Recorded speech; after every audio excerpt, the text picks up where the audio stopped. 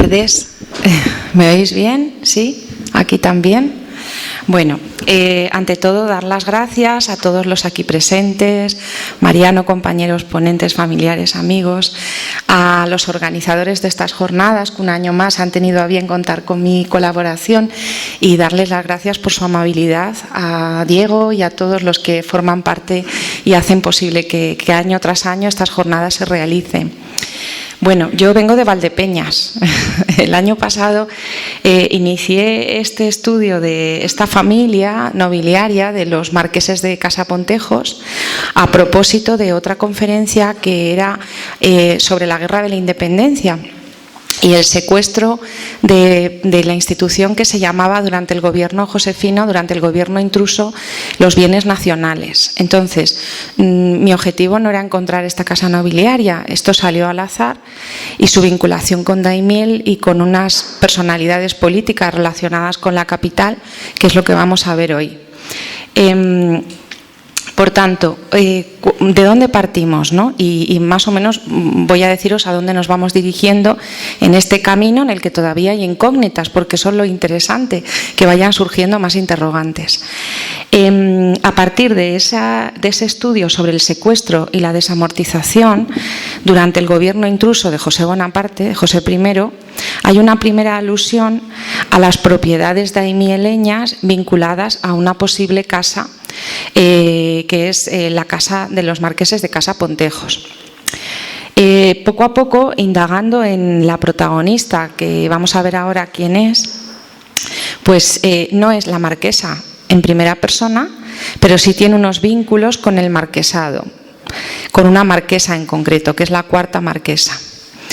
Indagando en sus consortes, matrimonios, empiezan a aparecer personalidades de honda trascendencia en la capital. Políticos de renombre, nobles, que a todos nos sonarán. Y por eso, y hablando también en clave femenina, porque cuando se habla de la Ilustración, la mujer queda un poco soterrada, ¿no?, bajo el protagonismo pues, de los grandes ministros del despotismo ilustrado. Pero es cierto que hay, y Goya así lo refleja, retratos, y uno de ellos es de la marquesa de Casa Pontejos, que tienen una gran personalidad política y social en el tránsito a la edad contemporánea y al surgimiento y puesta en práctica de esas ideas liberales.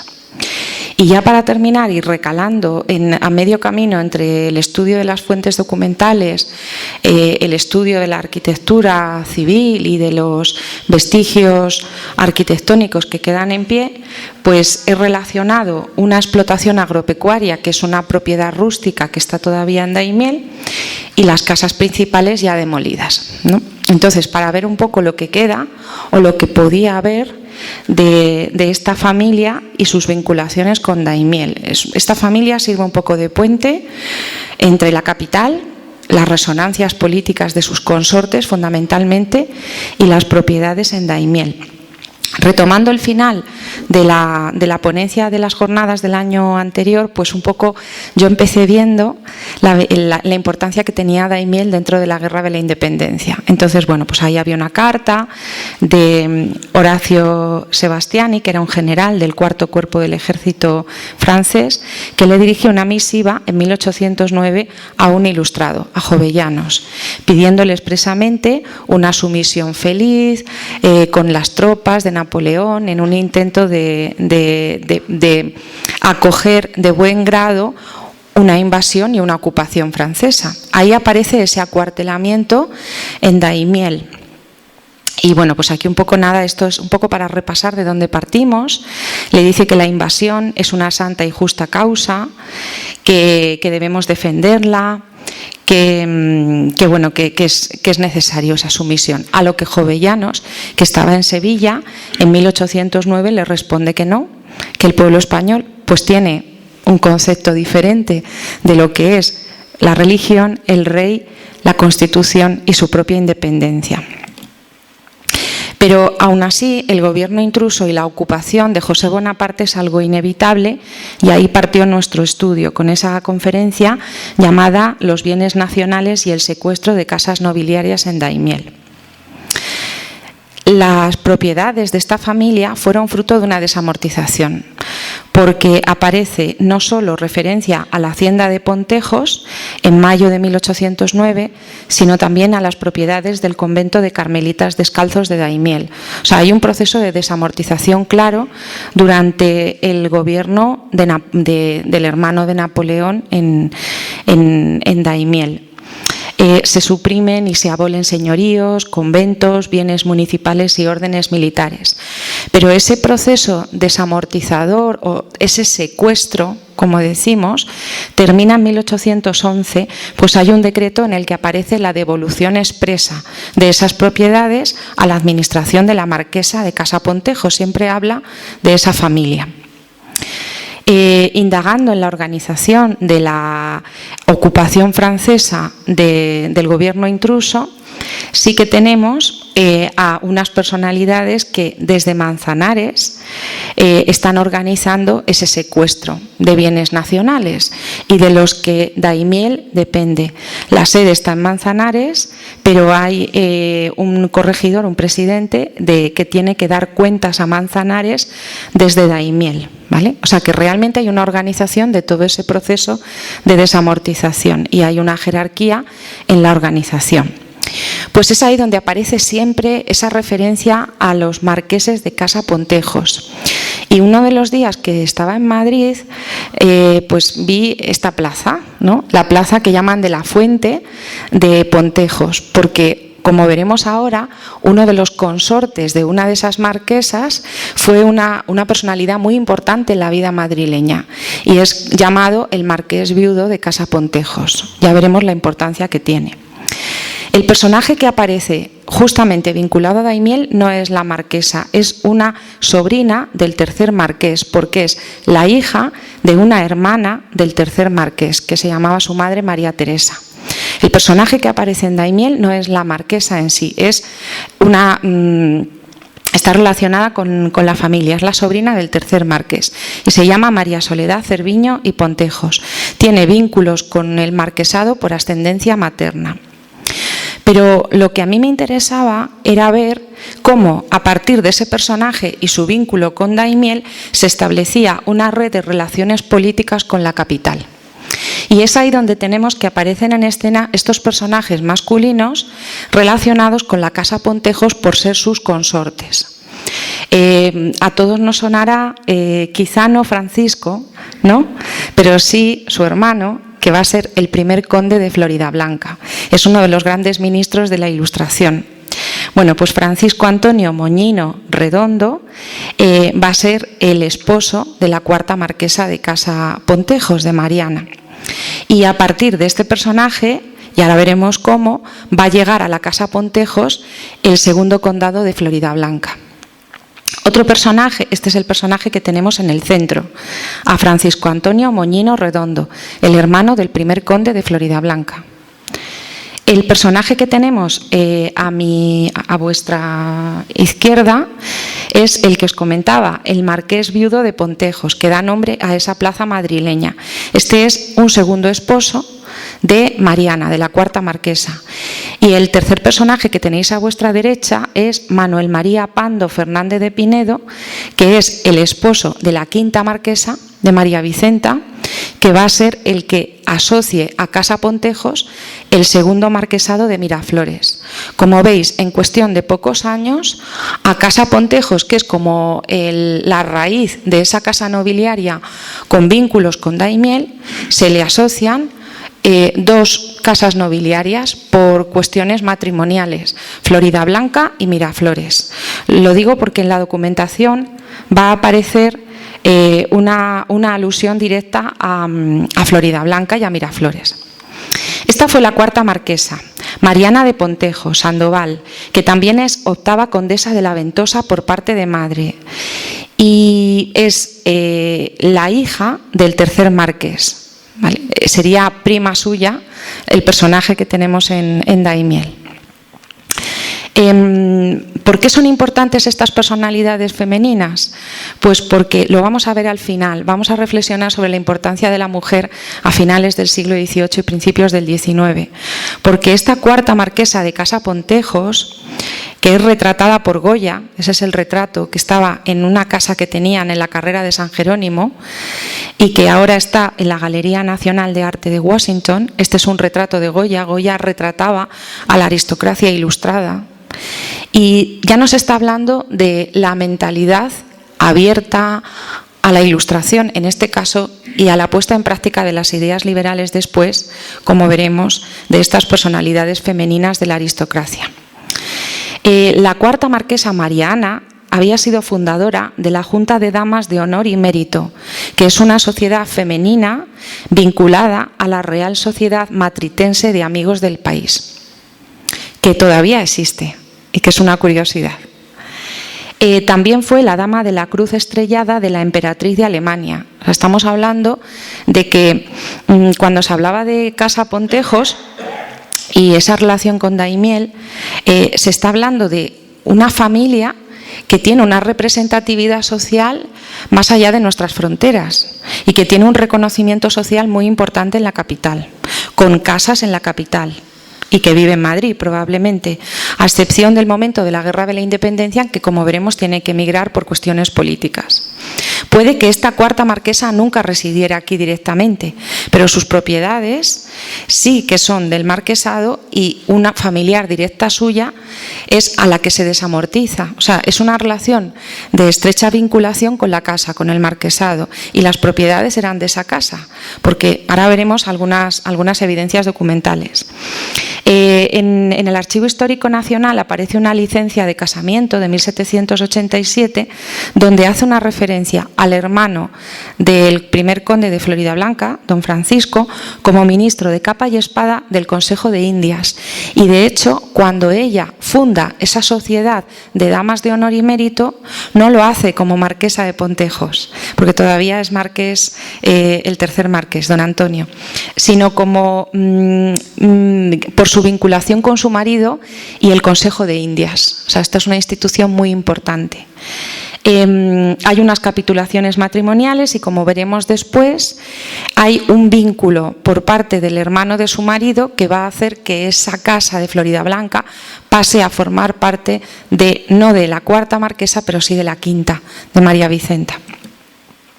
Este marqués consorte era Francisco Antonio Moñino Redondo. Ahí tenemos su retrato, y es curioso para que veáis la importancia de esta cuarta marquesa de María Ana, que en esas letras chiquititas que hay encima del retrato aparece: estuvo casado con la prima señora, con esa expresión, doña Mariana de Pontejos, marquesa de Casa Pontejos. Ese retrato es de 1786, ¿vale? O sea, el matrimonio se produce en 1786, las capitulaciones, y el matrimonio efectivo en el 87. Y siempre, igual que ella habla del Consejo de Indias cuando funda esa sociedad, su marido habla de su casamiento con una prima señora. O sea, que era un matrimonio realmente, no podemos decir de conveniencia porque hay otros elementos en juego, pero sí una relación de grandes, ¿vale? Y bueno, pues era gobernador del Real Consejo de Indias, caballero de la Orden de Carlos III, ministro plenipotenciario de la Corte de Florencia y embajador en Venecia y Lisboa. O sea, estamos hablando de que el hermano del conde de Floridablanca tenía un papel diplomático y en el Consejo de Indias. Pero el azar del destino hizo que el primer conde de Floridablanca tuviera que salir al exilio. Y en ese momento en el que sale al exilio va a pasar por tierras manchegas. Y tenemos una evidencia de que va a estar un tiempo en el convento de los franciscanos de la ciudad de Hellín. Hay incluso una relación de los objetos que conservaba en su celda. Habla de su personalidad, pues habla de la escribanía, de los tomos de libros que atesoraba y de un coche a la francesa que tenían unas cocheras enfrente. Estuvo en Hellín y después recaló en Murcia, que era su patria natal. Y ahí todavía se conserva el Palacio de Floridablanca, que ha sido hotel hasta hace bien poco.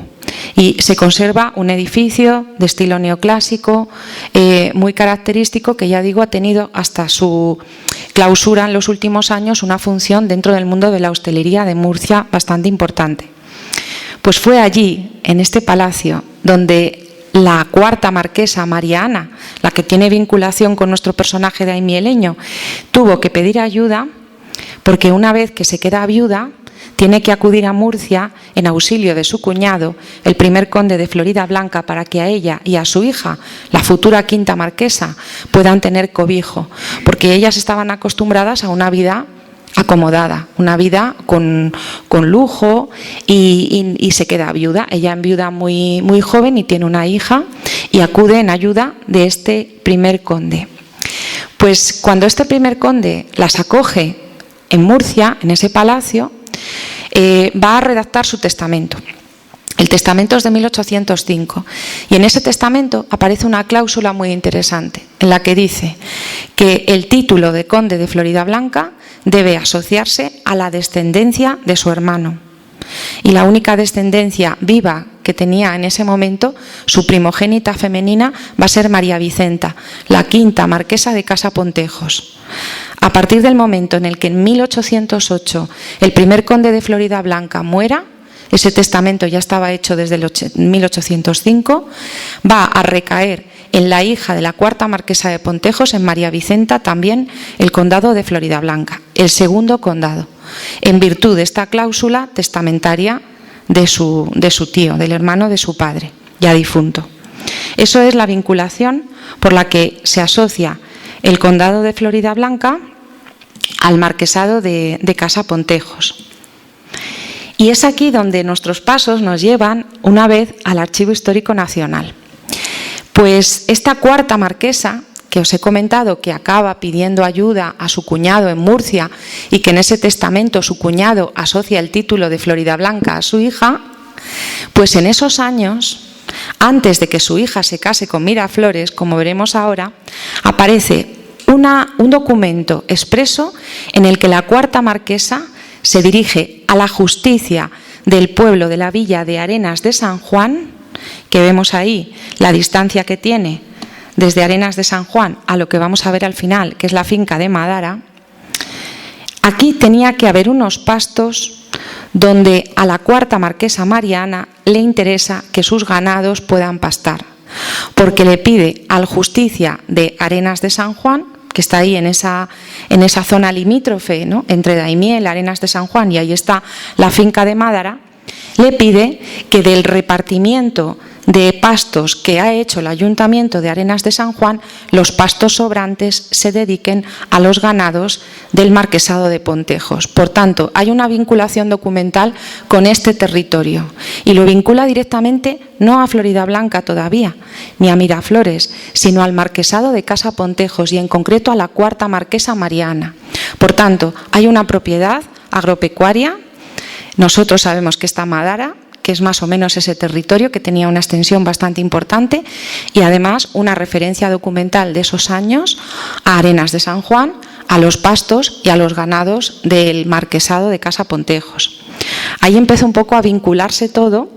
Y este es el testamento que os comentaba del primer conde de Floridablanca. Él muere el 30 del 12 de 1808 cuando lo habían perdonado y vuelve del exilio y entonces se va a la Junta Suprema de Sevilla con un papel nuevamente protagonista, pero su testamento en el que aparecía la cláusula era de 1805 y en ese testamento que se redactó en Murcia en 1805, cuando su cuñada y su hija y su sobrina estaban a su amparo, es ahí donde aparece esa cláusula. Y esa cláusula dice: instituyo por mis universales herederas a mis sobrinas, doña Vicenta y doña Mariana, sucediéndole la una a la otra en caso de muerte o renuncia. Lo que está diciendo es que el título va a parar a la hija mayor, a su sobrina mayor, que va a ser María Vicenta, la hija de María Ana, la quinta marquesa de Casa Pontejos. Ahí aparece la primera referencia al segundo condado de Floridablanca asociado a Casa Pontejos. Pero la historia no termina aquí, porque se siguen vinculando casas nobiliarias y una vez que se queda viuda, María Ana se vuelve a casar.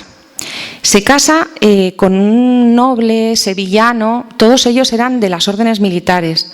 Hay incluso expedientes de pruebas de nobleza para poder hacer estos matrimonios posibles.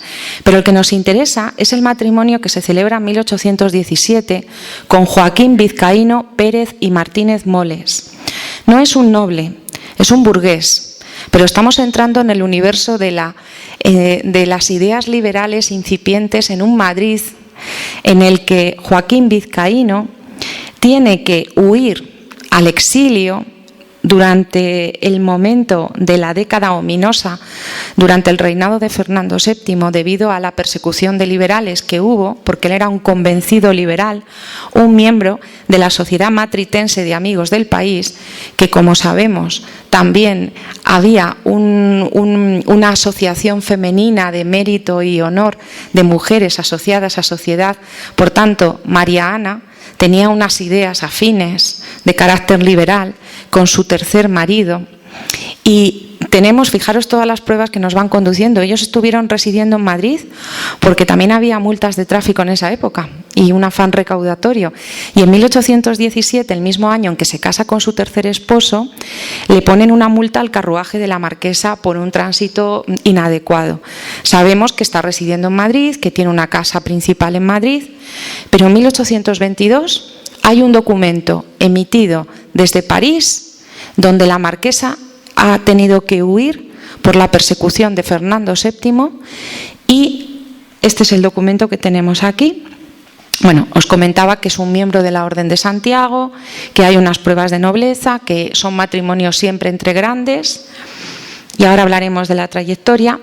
Pero en 1827, en esa década ominosa, con su tercer marido, María Ana, la cuarta marquesa de Casa Pontejos, está en el exilio en París y desde allí hace un poder para permutar una casa que posee en Madrid, en la carrera de San Jerónimo.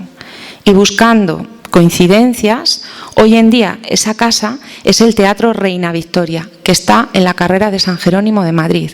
Por tanto, ella está en el exilio con su marido por sus ideas liberales. Seguimos retratando esa trayectoria ideológica de la cuarta marquesa, pero hace un poder para en su exilio hacer una permuta de una casa que tiene en Madrid, que ahora no está residiendo, pero que es de su propiedad.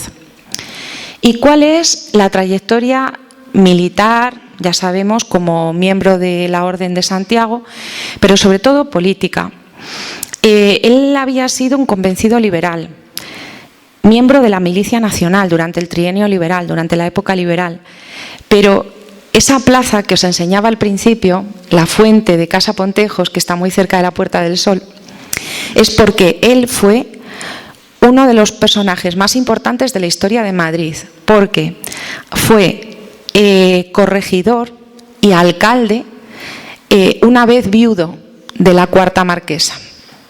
Entonces estamos hablando de una persona que empeñó su propio patrimonio, incluso algo del patrimonio del marquesado, en hacer obras para la mejora de las infraestructuras, del empedrado, hizo una escuela de párvulos, obras de beneficencia, hizo reglamentos para la policía urbana, para los serenos, para los mataderos de Madrid.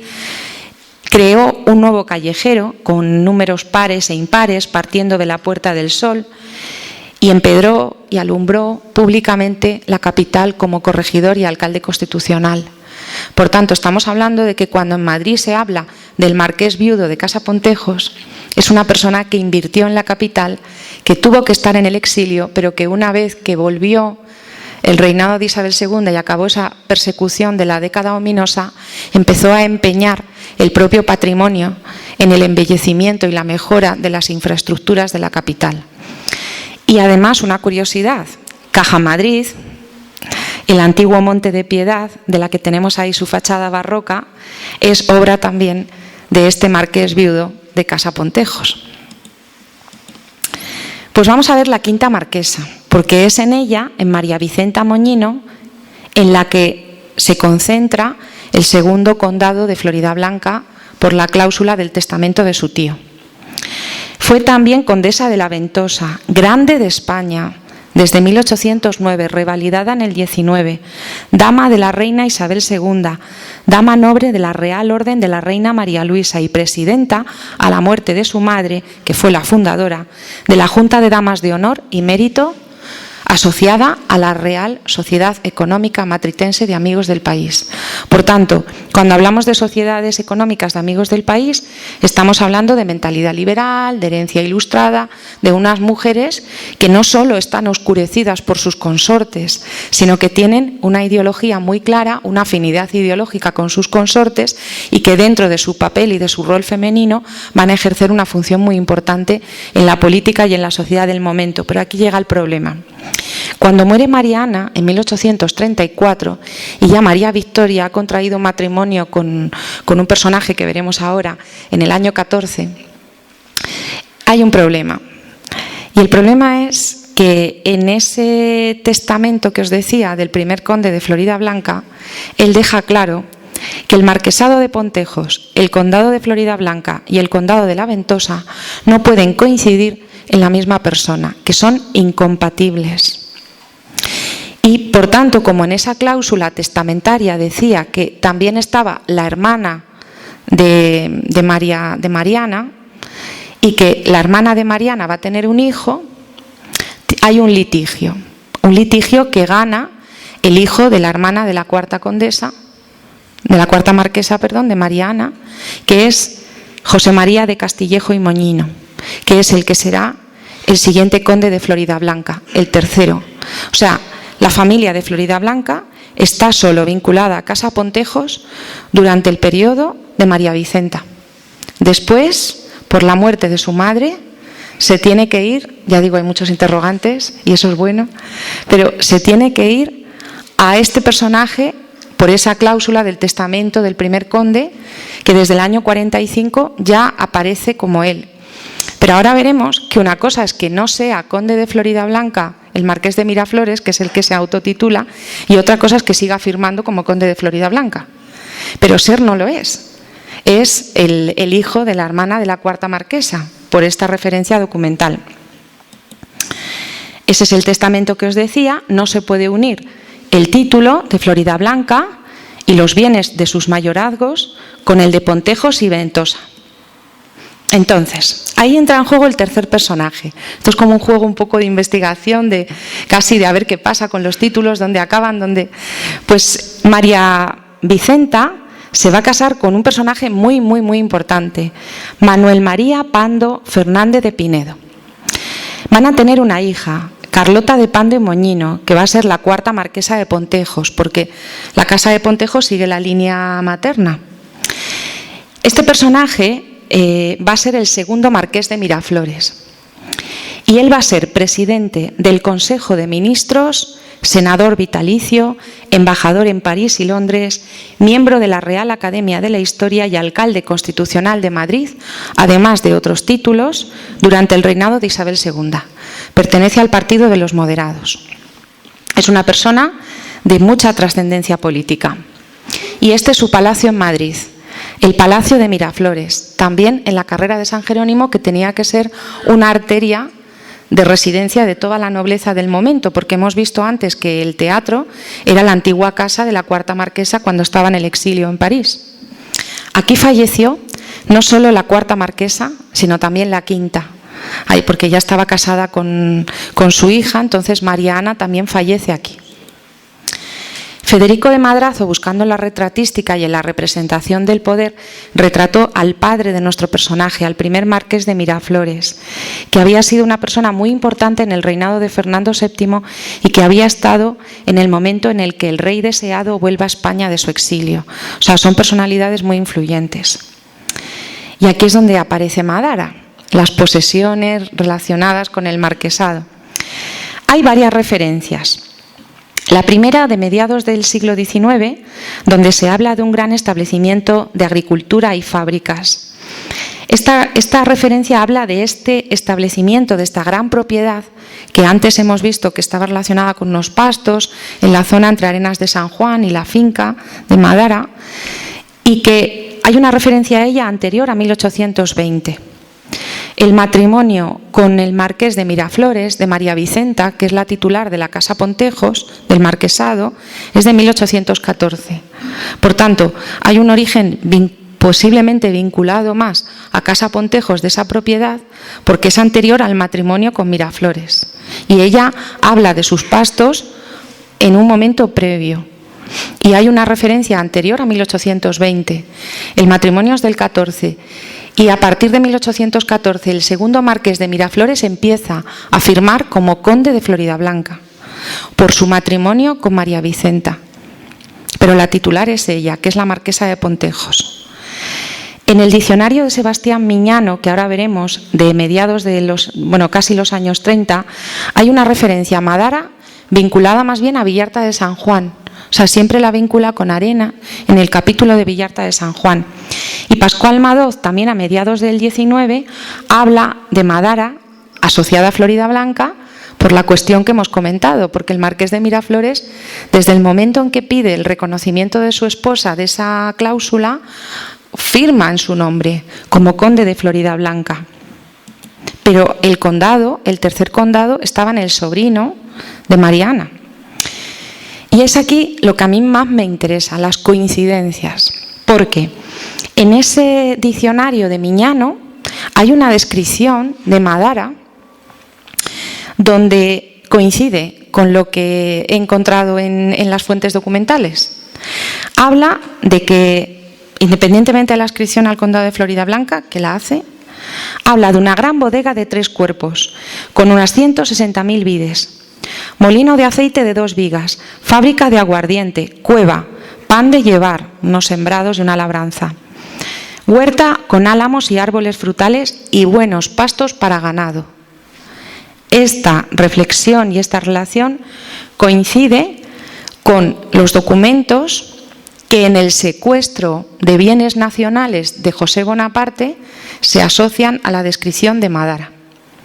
Se habla de 4 tinajones de aceite, que está más o menos a 2 leguas de la villa, que tiene 67 tinajas empotradas.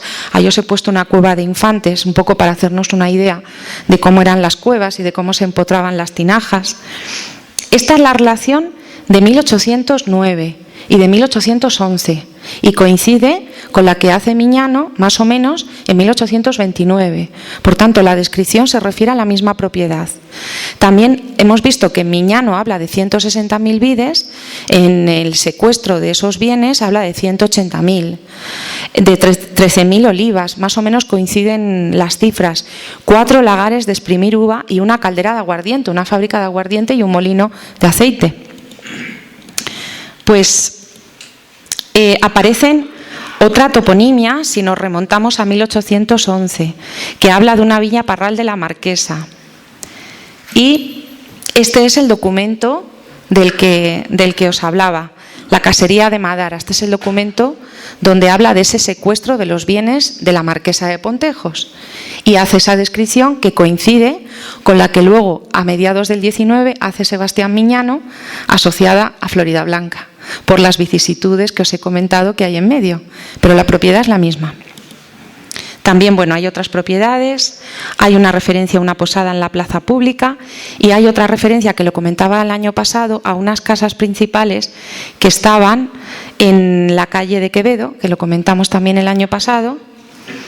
Y yéndonos ya a las fotografías, esto una descripción de cómo serían las casas que había aquí en la villa. Pues tenía un patio con un lagar, tenía piezas arriba, tenía que ser de 2 plantas, una cueva, 18 tinajas para cocer vino, en fin, que también se vinificaba aquí en la villa. Y no sé si habéis estado en esta zona. Esto es Madara hoy, lo que se sigue llamando la finca de Madara. Más o menos es esa zona. Es una propiedad privada. Yo estuve hablando con su propietario y le pedí permiso para poder comentar un poco lo que yo estaba encontrando. Y entrando en su interior y sin entrar mucho en detalles, la estructura coincide con lo que podía ser una gran explotación agropecuaria que podía estar asociada a ese marquesado desde el siglo XVIII. La estructura, las dependencias, tenía una bodega, tenía cueva, tenía, me comentó, un molino de aceite importante. O sea, esa descripción y más o menos la ubicación. Hoy en día, como digo, es una propiedad privada, pero sigue llamándose así. Estuvo relacionada con la producción de queso durante un tiempo. Incluso en el interior hay uno de los elementos del molino de aceite. Todo parece coincidir con estos elementos. Esto sería una de las torres, también tenía una capilla, en fin, muy interesante. Y esas casas principales que están derruidas y que más o menos por la ubicación pues sería lo que tenemos aquí muy cerquita, ¿no? Un poco esta zona de la calle Quevedo, también las mínimas, esa descripción que hacían de cómo eran sus habitaciones. Pero lejos de esas coincidencias, de esa evolución en la que, y terminando las conclusiones, se relacionan Floridablanca, Miraflores y Pontejos, quería terminar la reflexión con la importancia de esa figura femenina, de esas dos figuras femeninas y de la colateral que nos afecta a Daimiel, de la familia de Pontejos, en el tránsito a la contemporaneidad y a las ideas liberales. Porque tanto la cuarta marquesa Mariana como su hija, la quinta marquesa María Vicenta, pertenecían a la fundación de Damas de Honor y Mérito, una fundadora y otra presidenta a la muerte de su madre. Y esto está vinculado a la sociedad matritense de amigos del país. Por tanto, unas ideas ilustradas clarísimas, unas ideas liberales. Esta es la Sociedad Económica de Amigos del País, donde está la Plaza de la Villa en Madrid, la sede actual. Y simplemente una curiosidad. Cuando el primer conde de Floridablanca acoge a la cuarta marquesa y a su hija en Murcia, en ese palacio, que era hotel, dice en el testamento, cuando le deja el título a su sobrina, que le deja a la cuarta marquesa, su cuñada, una cantidad de libros, de personajes ilustres, se veía en ese perfil a una mujer ilustrada, porque dice que no tiene necesidad de bienes económicos, ¿no? Porque su propio título la acompaña, por tanto hay un respaldo en una serie de propiedades que tenía que tener. Pero luego el perfil de una intelectual, de una mujer ilustrada, cuadra con su fundación de esta entidad. Y además, recabando más información, hay un documento de 1867 en el que cuando muere la quinta marquesa, María Vicenta, tiene que ir a recoger su familia, las insignias y acometer los sufragios necesarios, porque aparece su nombre dentro de la relación de damas nobles y de mérito de Madrid.